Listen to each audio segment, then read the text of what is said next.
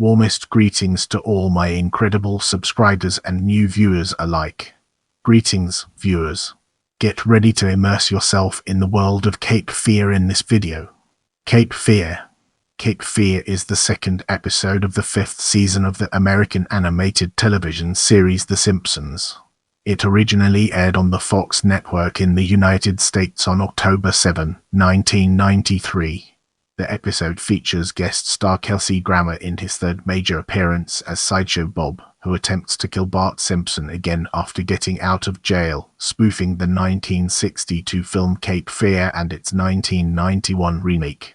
Both films are based on John D. MacDonald's 1957 novel The Executioners and allude to other horror films such as Psycho. The episode was written by Jon Vitti and was the final episode directed by Rich Moore. The idea was pitched by Wallace Wolodarsky, who wanted to parody Cape Fear.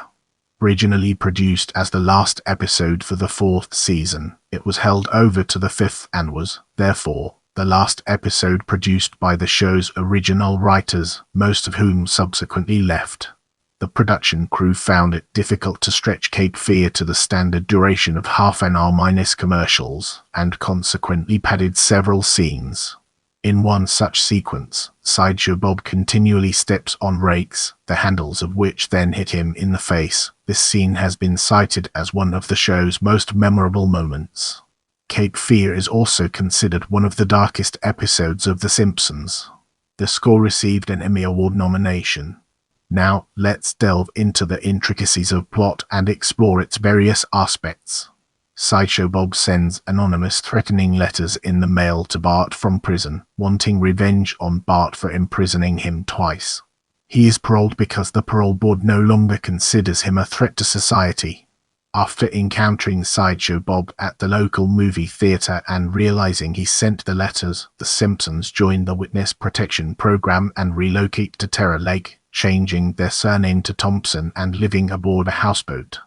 As they drive cross-country to their new home, they are unaware Sideshow Bob is strapped to the underside of the car.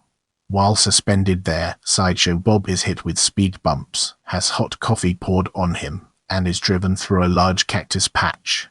After arriving in Terror Lake, Sideshow Bob unstrips himself from the car and steps on rakes several times, injuring himself. He is then trampled by a parade that includes several large elephants. During the night, Sideshow Bob reaches the houseboat and unmoors it from the dock. He ties up Homer, Marge, Lisa, Maggie and Santa's little helper so they cannot stop him. Sideshow Bob enters Bart's room and almost kills Bart as he flees out of the window. Sideshow Bob catches up to Bart and corners him at the edge of the boat, offering him a last request. Having noticed a sign saying Springfield is 15 miles away, Bart quickly has an idea to stall for time. He compliments Sideshow Bob on his beautiful voice and asks him to sing the entire score of HMS Pinafore. Sideshow Bob delivers a performance that includes several props, costumes, and backdrops. As the musical concludes, Sideshow Bob puts the blade of his sword closer and closer to Bart's face until the boat runs aground, knocking Sideshow Bob off his feet and preventing him from killing Bart. He is arrested by Chief Wiggum, whose police force was patronizing a riverside brothel. Sideshow Bob once again swears revenge on Bart. The Simpson family returns home and finds that Grandpa Simpson has grown breasts and long hair because the family did not give him his pills. Moving forward, we'll be taking a closer look at production. Right thumb Alterman wearing a cap smiles Brody. Kelsey Grammer voiced Sideshow Bob in the episode. Sideshow Bob is a recurring character on The Simpsons. Since Season 3's Black Widow 1992, the writers have echoed the premise of Wild East. Coyote chasing the Road Runner from the Looney Tunes cartoons by having Bob unexpectedly insert himself into Bart's life and attempt to kill him as revenge for the events of the Season 1 episode Krusty Gets Busted and the numerous other times Bart foiled his plans. Executive producer Al Jean has compared Bob's character to that of Wild East. Coyote, noting that both are intelligent yet always foiled by what they perceive as an inferior intellect. The scene in which Bob is stomped on by multiple elephants and bounced right back up is a reference to the Wild East. Coyote character. American actor Kelsey Grammer was brought in to guest star as Sideshow Bob for the third time. At that time, Grammer had become a household name as the lead of the television series Feare, which was in production at the same time as this episode and would premiere on September 16, 1993. Grammer did not know the rake scene was extended because he had made the moan only once and was surprised when he saw the final product. The show's writers admired Grammer's singing voice and include a song for each appearance, including this episode. Alf Clausen, the primary composer for The Simpsons, commented that is so great. He's just amazing. You can tell he has this love of musical theatre, and he has the vocal instrument to go with it, so I know whatever I write is going to be sung the way I've heard it. In Planet Simpson, author Chris Turner writes that Bob is built into a highbrow snob and conservative Republican, so the writers can continually hit him with a rake and bring him down.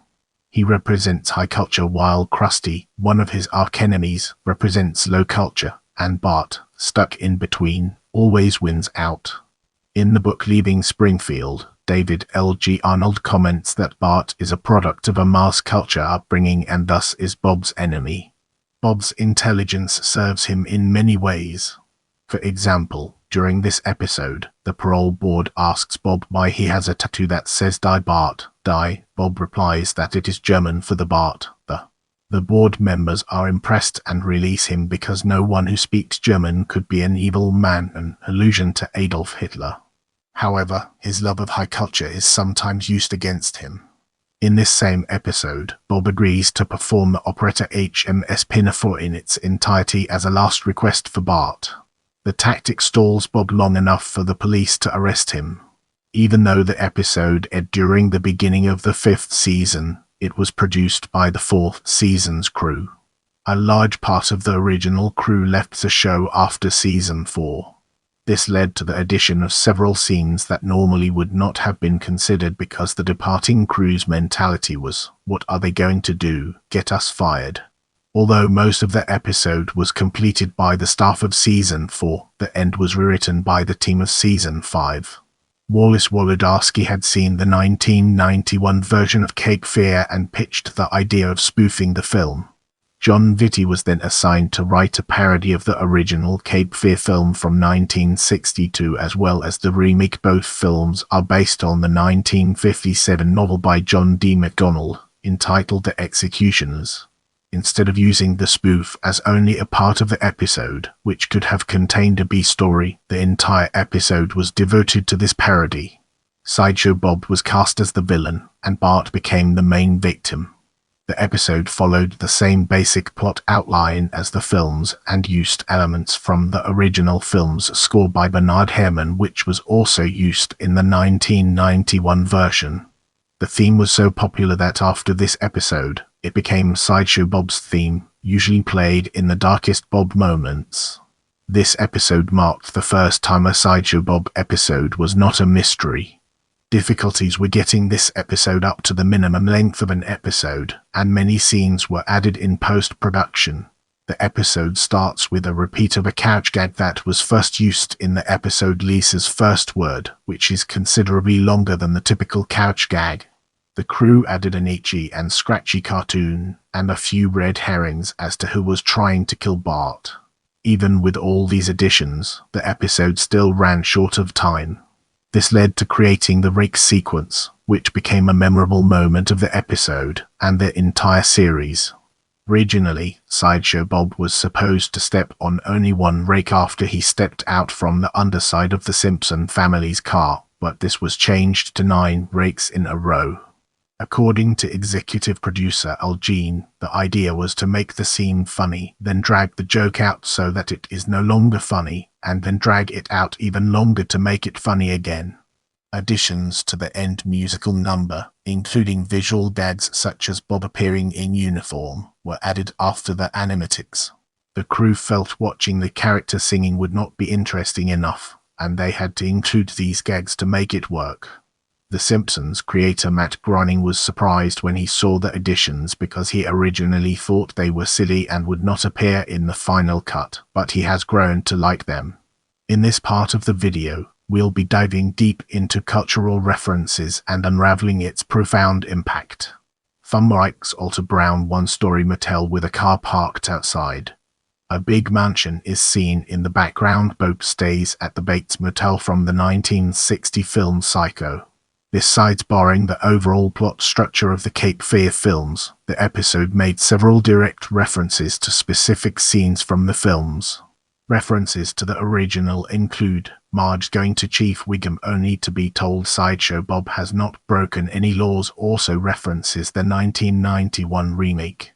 References to the 1991 remake include Sideshow Bob's tattoos, the shot of him leaving the prison gate, the scene with him smoking in the movie theater, part of his workout scene, his hiding under the Simpson family's car, Wiggum's rigging wire around the house to a toy doll as an alarm, his suggestion that Homer can do anything to someone who enters his home, Bob, strapped under a car, pulling up beside Bart for conversation, and Homer's hiring a private investigator who attempts to persuade Bob to leave town. The episode also contains elements of Alfred Hitchcock's 1960 film Psycho with Sideshow Bob staying at the Bates Motel. When Bart receives death threats in the mail, he asks who'd want to kill him, as he's this century's Dennis the Menace. Homer's surprising Bart with his new hockey mask recalls the film Friday the 13th Part I, and Sideshow Bob's tattoos on his knuckles are similar to those of Robert Mitchum's character in The Night of the Hunter. Mitchum also played the villain Max Cady in the original 1962 version of Cape Fear. While singing Three Little Maids from School Are We from the Mikado during the car trip to Terror Lake, Homer's and Bart's hats allude to I Love Lucy. The scene featuring Ned Flanders with his finger razors references the 1984 film A Nightmare on Elm Street and its villain Freddy Krueger threatening Bart with the razors. Also the 1990 film Edward Scissorhands shaping the hedge into an angel, just as Edward had done a dinosaur. Now let's shift our focus to critical reception and embark on an intellectual exploration of its various dimensions. Cape Fear is considered one of the darkest and one of the best episodes of The Simpsons. Scenes which changed the ultimate feel of the storyline involved Bob nearly killing Bart by cornering him along with tying up the rest of the family, along with the bloody tone at the beginning due to Bob sending Bart those letters. With these particular reasons, many consider this episode as one of the best in the show. According to Matt Groening, people often include this episode among their top 10 favorites. In Entertainment Weekly's top 25 The Simpsons episodes ever, it was placed third. To celebrate the show's 300th episode, Barting Over, United States of America Today published a top 10 chosen by the webmaster of The Simpsons archive, which had this episode at a 9th place. In 2006, IGN named Cape Fear the best episode of the 5th season. Vanity Fair called it the show's 4th best episode in 2007, as this episode's masterful integration of filmic parody and a recurring character puts it near the top. James Walton of the Daily Telegraph characterized the episode as one of the 10 best Simpsons TV episodes, while the Herald Sun placed it in their The Simpsons top 20. Carl Ekerström of the Swedish newspaper Bors Tidning called it his all-time favorite episode of the show. Michael Moran of The Times and Emily Vanderwerf of Slant magazine both ranked Cape Fear as the 4th best in the show's history. Cast member Hank Azaria cited this episode as his favorite in the series. Eden's Robert Canning gave the episode a perfect score of 10 out of 10 and named it the best Sideshow Bob episode of The Simpsons. He added that there are many reasons for its perfection, but what stands out most for me was how savage and single-minded Bob is in the episode. He wants to kill Bart and he makes no secret of it, save for lying to the parole board. Episodes since have made Bob far too wishy-washy.